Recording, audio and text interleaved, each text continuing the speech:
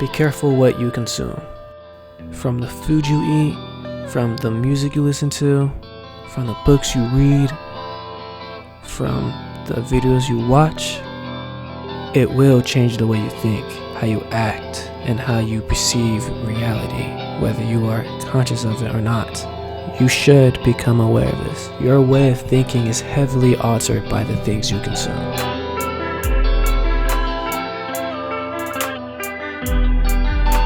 There's food that goes in your mouth, your eyes, and your ears. Be careful of what you consume. Most people are not conscious of what they consume on a daily basis. They only eat what feels good for them at the moment. And when I mean eat, I mean more than just their mouth, with their eyes and with their ears.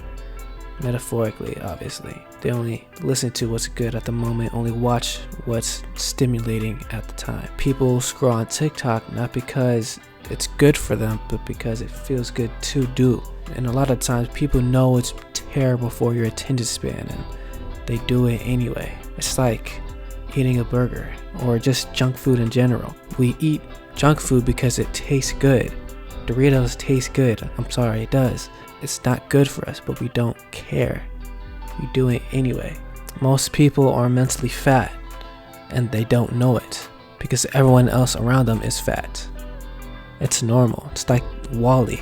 Growing up, all they know is consuming content that doesn't serve them at all until they gain awareness about content that do serves them. You know, there's stuff that actually are beneficial to your life. And so they try and start to consume those type of content and they realize how boring some of these things are. Like, not a lot of people read books. Not a lot of people read books. It's like a fat kid who grew up fat, you know? I mean, it's not their fault that they're fat. It's their parents, it's their environment. But it's all they know until they are exposed to healthier people. They see the benefits of being skinnier. And so obviously they try to change their diet and they realize how hard it is to actually eat healthier. Like, do you see the correlation that I'm trying to portray? I'm making this correlation because I feel like it's an easy example. Social media, binge watching, video games, etc. They're like the junk food. Sure, they feel good at the moment, but are they really good for you? No, they're not. Excessive consumption of these things will make you fat. And I'm not saying I don't consume things. Like, I play 2K probably way more than I should. It's not like I don't have Instagram. Like, books and just longer form content, obviously content that you can learn from, are like the healthier foods for your brain.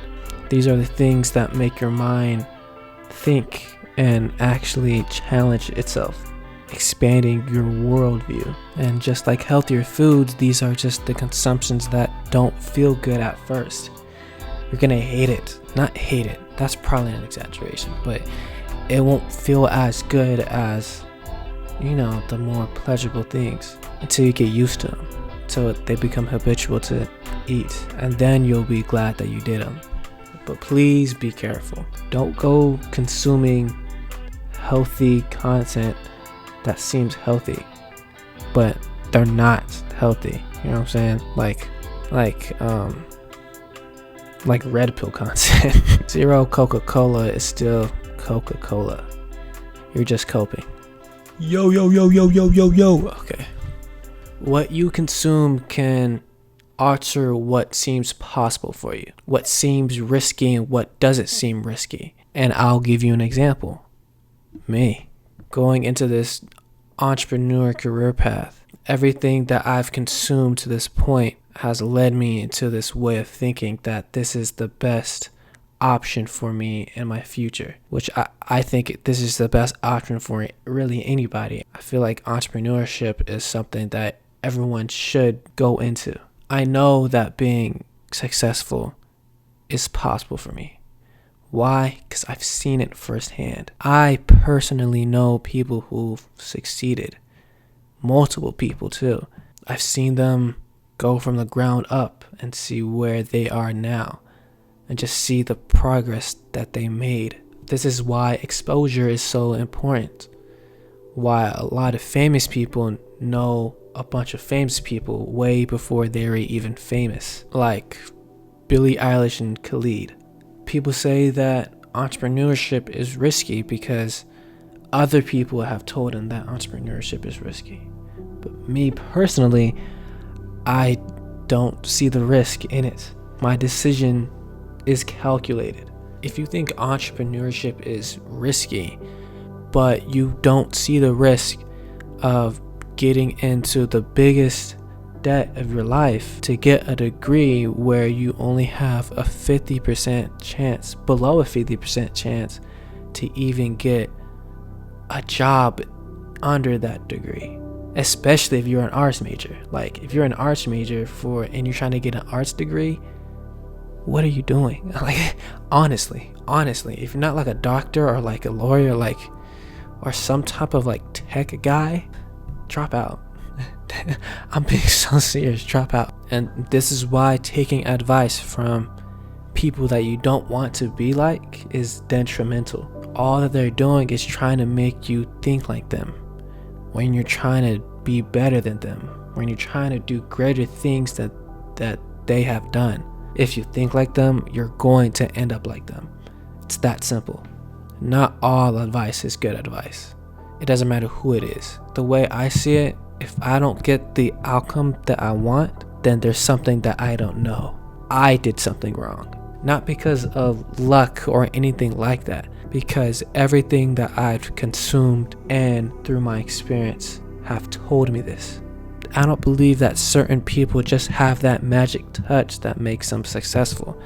I believe that there's something that they know that I don't. This mindset that I have didn't just come from nowhere. It came from the people that I surround myself with, the books I read, the videos I watch, and the podcast I listen to, all with intention. See these books right here? The Art of the Possible, Secrets of a Millionaire Mind, all with intention, all coming from people who are successful, people who I want to be like. If you want to become a better version of yourself, consume greater content, surround yourself with people who are trying to do great things. And if you can't do that, if everyone around you is being mediocre at best or just not ambitious, you're gonna have to isolate yourself. It sucks, I know. Easier said than done, but I mean, I did it. I'm currently doing it, but I'm a bit more introverted than others, so I feel like it's not going to be as taxing for me than for other people. Other people are the biggest factors that contribute to how you think. That's why successful people often create other successful people, and why complainers often create other complainers. Your way of thinking is contagious. Thoughts are highly contagious. If you want a better outcome for your life, you're going to have to be intentional. Be intentional with what you consume and what you do on a day-to-day basis. You're gonna have to make a habit of making a conscious decision, which sounds counterintuitive because habits are usually unconscious things that we do. But I'll give you an example. Going to the gym. Nobody decides to go to the gym without awareness. Usually they have a cue, most effectively like a time of when they're going to go to the gym. And when that time arrives, it signals to the brain, it's time to go to the gym.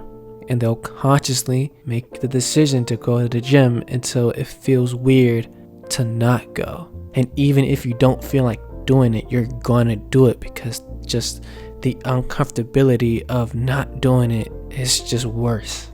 And that's where you want to be. That's how you make a conscious habit. You have to be specific with what you want to do. This is what I got from Atomic Habits.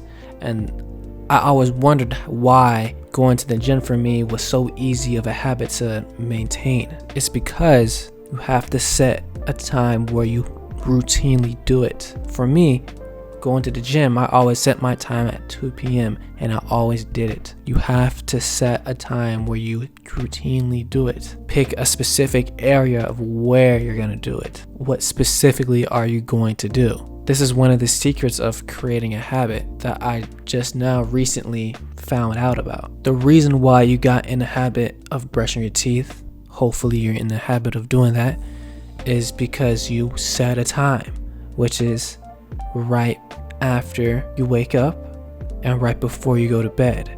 And you know the specific area of when you're gonna do it, of where you're gonna do it, which is the bathroom. Most of the time when people try to make a habit, they're not specific. They just say, oh, I want to play the guitar. So they're motivated to play the guitar, but only for a couple of days.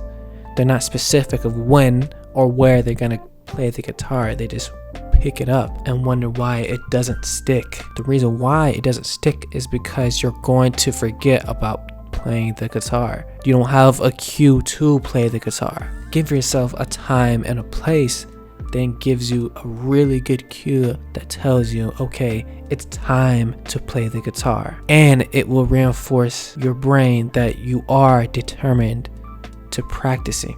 And you can apply this to any good habit or consumption that you want to do, like books. Wow. But you have to start small. If you want to read, tell yourself, okay, before I go to bed, there goes your time, I'm going to read 5 minutes before I go to bed. But don't aim too big. Don't try to overwhelm yourself. Don't try to stack up making multiple habits at once. They're not all going to stick. Just stick to placing one Lego at a time, okay? And what we're trying to do is just help you start, because a lot of people's troubles when it comes to habits isn't necessarily the action.